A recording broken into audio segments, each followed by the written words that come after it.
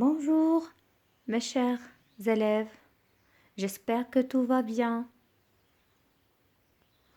Aujourd'hui, nous commençons la leçon de lexique, les synonymes et les contraires, partie 2. Les contraires. On a déjà vu la partie 1, les synonymes. Alors, un petit rappel sur les synonymes. C'est quoi un synonyme? Un synonyme est un mot qui a un sens proche et qui est de même catégorie grammaticale. La conclusion? Le synonyme d'un verbe, c'est un verbe. Comme l'exemple, Hiba n'arrête pas de bavarder en classe. Hiba ne cesse pas de parler en classe. Alors, le synonyme d'arrêter, c'est cesser, et le synonyme de bavarder, c'est parler. Et le synonyme d'un adjectif, c'est un adjectif. Par exemple, Rokhaya est très heureuse. Le synonyme de heureuse, c'est contente. Alors, Rokhaya est très contente. Passons au troisième exemple. Le synonyme d'un nom, c'est un nom. Maryam a commis une faute. Maryam a commis une erreur. Synonyme, une faute, une erreur.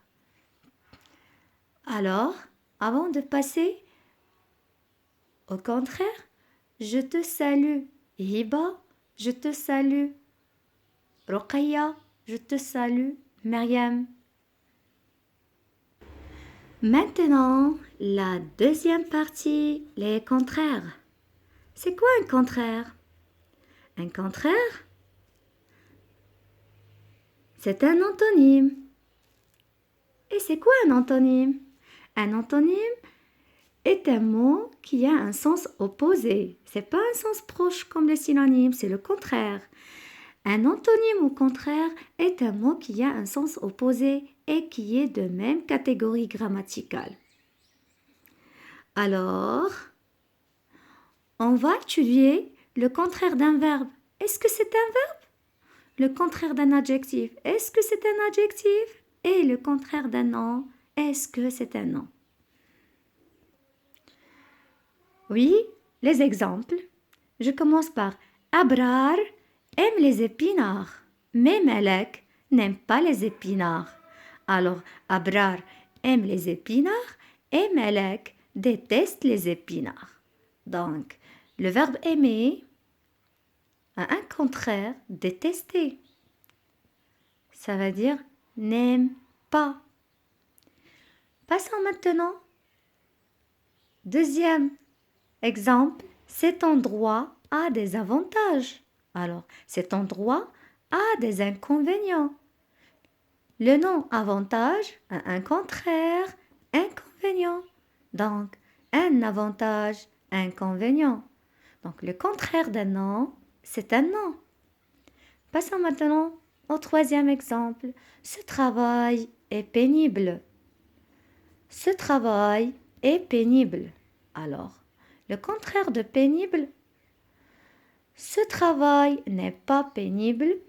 Ce travail est agréable. Est agréable. Donc, le contraire de pénible, c'est agréable pour le cas d'adjectif. Avant de passer à expliquer d'autres choses, je te salue, Abrar, aussi, Malek. Maintenant, la conclusion. Un verbe a toujours pour contraire un autre verbe. Un adjectif a toujours pour contraire un autre adjectif. Un nom a toujours pour contraire un autre nom. Donc, un adjectif a un contraire un adjectif, un nom un contraire un nom et un verbe un contraire un verbe. Un antonyme au contraire peut se former à l'aide d'un préfixe.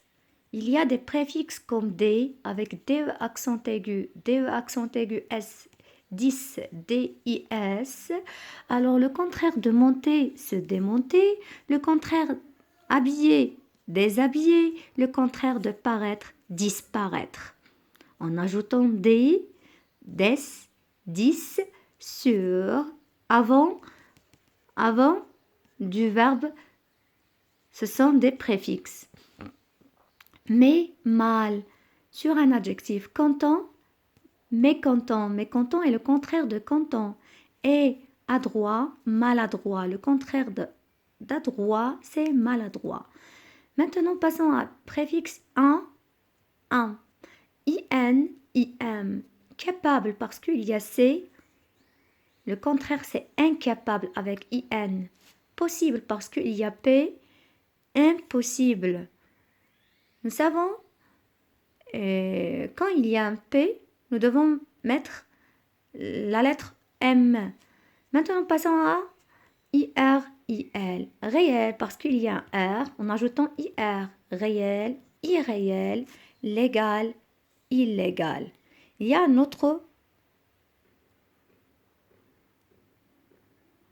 préfixe A, normal, anormal, anormal.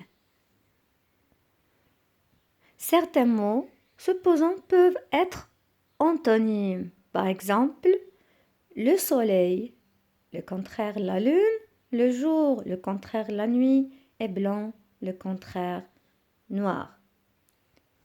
À bientôt mes chers élèves. À bientôt.